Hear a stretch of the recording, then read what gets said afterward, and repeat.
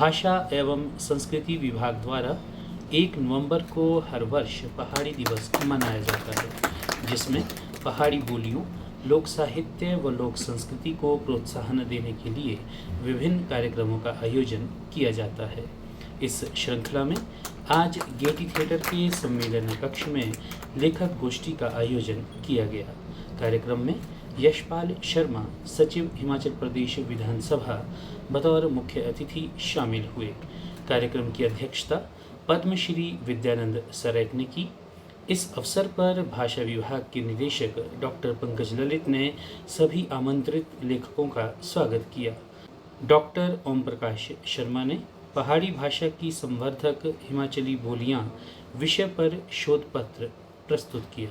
अभिनंदन करती हूँ विभाग के निदेशक डॉक्टर पंकज ललित जी, आपका बहुत बहुत स्वागत। विभाग के संयुक्त निदेशक आदरणीय श्री मंजीत शर्मा जी, आपका बहुत बहुत स्वागत। जैसा कि आप सभी जानते हैं,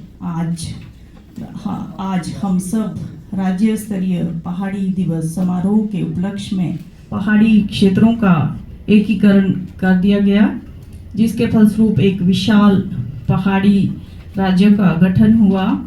इसी स्मृति में विभाग हर वर्ष पहाड़ी दिवस मनाता आ रहा है।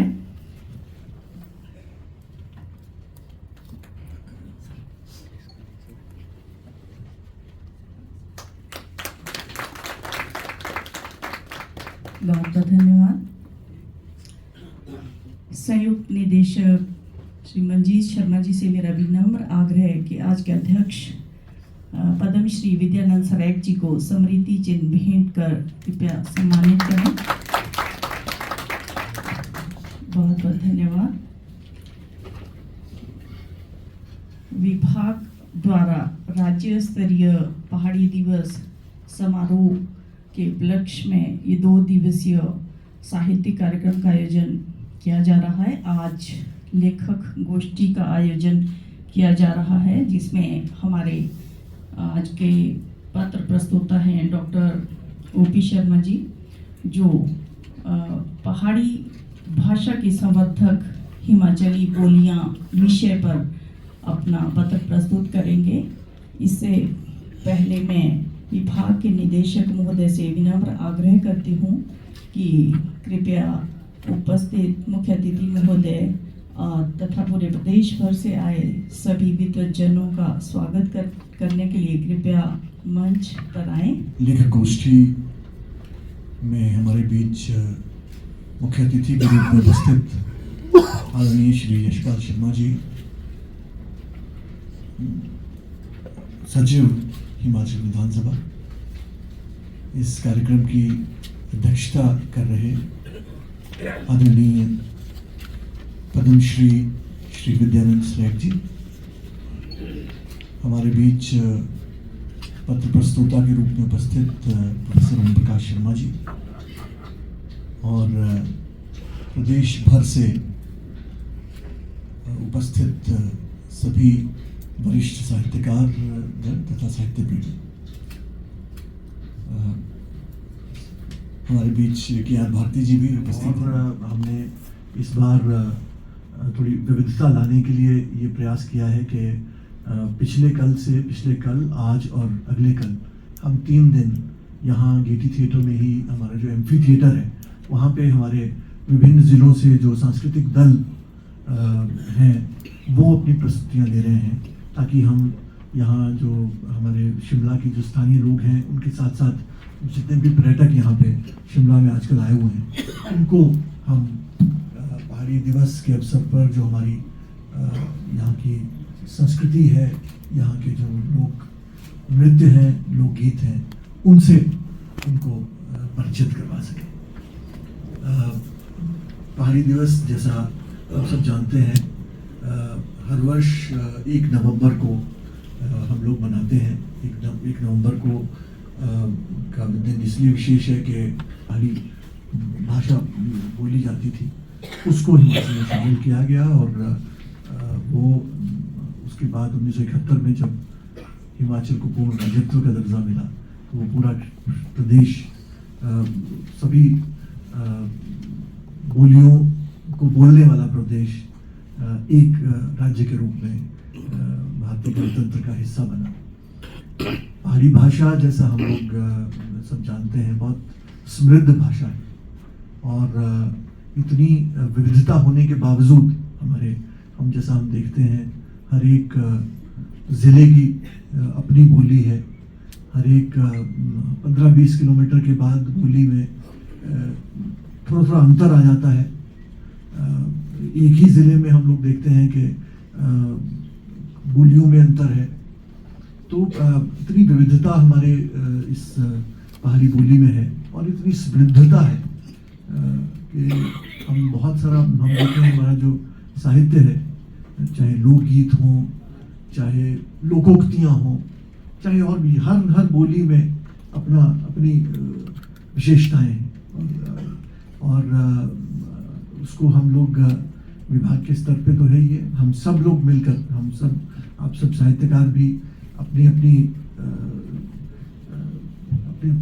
हिसाब से पहाड़ी बोली को कैसे उसका वर्धन किया जाए, उसका कैसे प्रचार प्रसार हो, उसमें लगे हुए हैं।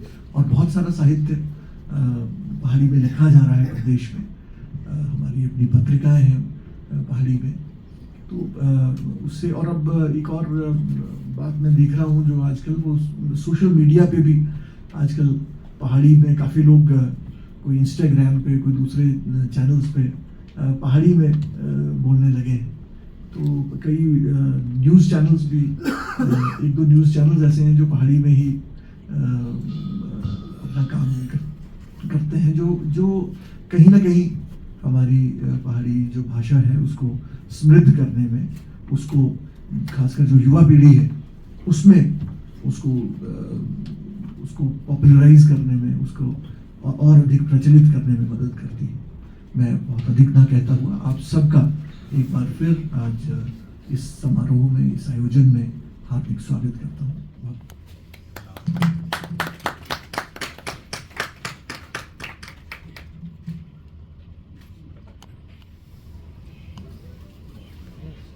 ठीक पकड़ो यू कुकड़ी। साहित्य सम्मान चाणक्य वार्ता सम्मान से इन्हें सम्मानित किया जा चुका है। मैं विनम्र आग्रह करती हूँ डॉक्टर ओपी शर्मा जी से, आप आएं और अपना शोध पत्र प्रस्तुत करें। मुख्य अतिथि के रूप में सभागार में उपस्थित सचिव हिमाचल प्रदेश विधानसभा श्रीमान यशपाल शर्मा जी, अध्यक्ष के रूप में विराजमान पद्मश्री श्रीमान विद्यानंद सहक जी, निदेशक भाषा एवं संस्कृति विभाग डॉक्टर पंकज ललित जी, संयुक्त निदेशक श्रीमान मंजीत जी, सभागार में उपस्थित पहाड़ी भाषा के सभी मर्मज्ञ विद्वज्जन, अभिनंदन एवं वंदन। आज हमें डॉक्टर यशवंत सिंह परमार जी अभी याद करो, जो हिमाचल प्रदेश और निर्माणों के मुख्य भूमिका के रूप में हमें सभी समक्ष आज भी याद करो। आज हमें याद भी करो पहाड़ी रियासतों और एकीकरणों के लिए महत्वपूर्ण भूमिका निभाई थी। एरे पुरोधा सरदार पटेल जी अभी हमें आज पहाड़ी दिवस और इसी शुभ अवसरों पर याद करो सभी हिमाचल रे पहाड़ी भाषा रे और पहाड़ी संस्कृति रे सभी मानू। आज के इसी पहाड़ी दिवस और समारोह पांदे आप सभी और हिमाचल प्रदेश वासियों के शुभकामनाएं भी देऊँ और अभिनंदन भी करूँ। मेरा शोध पत्र आज एक महत्वपूर्ण विषय बांधे सो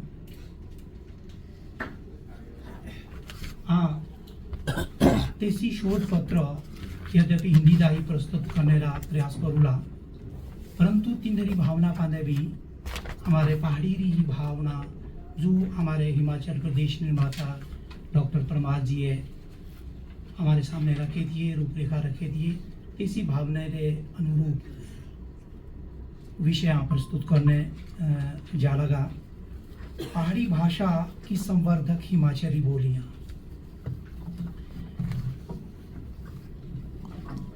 यद्यपि पहाड़ी भाषा में ही इस शोध पत्र को भी मैंने तैयार किया है, परंतु प्रस्तुत हिंदी में करने जा रहा हूँ।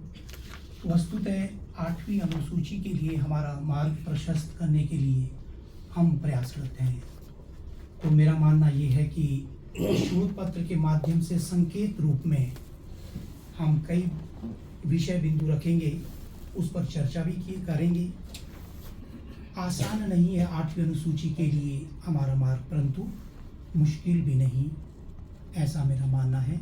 प्रदेश विश्वविद्यालय में परमार पीठ के अध्यक्ष के रूप में जब हमने पहाड़ी भाषा, साहित्य और लोक संस्कृति पर पाठ्यक्रम निर्माण किया था, तो 1975 में डॉक्टर यशवंत सिंह परमार ने मंडी में एक स्टेटमेंट दिया था, हिमाचल प्रदेश विश्वविद्यालय को पहाड़ी भाषा, बोलियों, लोक साहित्य और लोक संस्कृति पर पाठ्यक्रम बनाना चाहिए। और 2020 में जाकर के हमने ये प्रयास प्रारंभ किया और 2022 में वो हमने पाठ्यक्रम लागू किया। आज लगभग 66 स्टूडेंट उसको पढ़ रहे हैं। पहाड़ी भाषा की संवर्धक हिमाचली बोलियां, शब्दों का ध्यान रखें। हिमाचली पहाड़ी भाषा, पहला सबटाइटल, पहाड़, पहाड़ी जन व पहाड़ी भाषा, इन शब्दों का हिमाचल की सभ्यता, संस्कृति, इतिहास एवं भाषिक दृष्टि से विशेष महत्व है। पहाड़ हिमालय के पंच भौतिक तत्वों का अंतरंग हिस्सा है। हिमालय देवतात्मा है तथा सनातन सभ्यता व संस्कृति का आधार भी है। हिमाचल शब्द में भी अचल शब्द का अर्थ पहाड़ ही है, अतः हिमाचल का व्युत्पत्ति लभ्य अर्थ हुआ ऐसा पहाड़ जो हिम से ढका हो अथवा बर्फ से सदा ढका रहने वाला पहाड़। वस्तुतः अचल शब्द में पहाड़ का अर्थ निहित है। पहाड़ी शब्द जहाँ भौगोलिक स्तर पर पहाड़ की विभिन्न श्रृंखलाओं के स्वरूप को संकेतित करता है, वहीं इसमें पहाड़ी जन विद इन ब्रैकेट लोक शब्द मैंने प्रयोग किया है, अथवा समाज तथा पहाड़ी भाषा व उपभाषाओं, बोलियों के अर्थ भी निहित है, जिनकी अपनी पृथक वेशभूषा, खान पान, रहन सहन व संस्कृति की सनातन परंपराएं हो तथा जो अपनी मातृभाषा या लोक भाषा में बात करते हो, उसे पहाड़ी शब्द के प्रयोग से समझा जा सकता है। पहाड़ों से संबंध रखने वाले पहाड़ी जनों की अपनी मातृभाषा पहाड़ी कहलाती है। इसको मैंने प्रमाण सहित संदर्भित किया है। पहाड़ तथा पहाड़ी शब्द पहाड़ी भाषा के स्वरूप को रेखांकित करने में सहायक हैं। इसमें निहित शाब्दिक अर्थों के आधार पर हम एक परिभाषा में पहाड़ी भाषा को बांधने का प्रयास कर सकते हैं। यह परिभाषा पहाड़ी भारतीय आर्य यह परिभाषा है, मैंने कोट किया है। और अभी एडवांस स्टडीज़ में पूरे भारतवर्ष में एक जितने भी हमारी अंतर संबंध भाषीय आधार पर थे, उस पर मैंने शोध पत्र प्रस्तुत किया था एडवांस स्टडीज़ में। उसमें मैंने इस कोटेशन को कोट किया है। पहाड़ी भारतीय आर्य भाषा परिवार की वह भाषा है जो वर्तमान हिमाचल प्रदेश तथा उसके कुछ सीमावर्ती क्षेत्रों में बोली जाती है।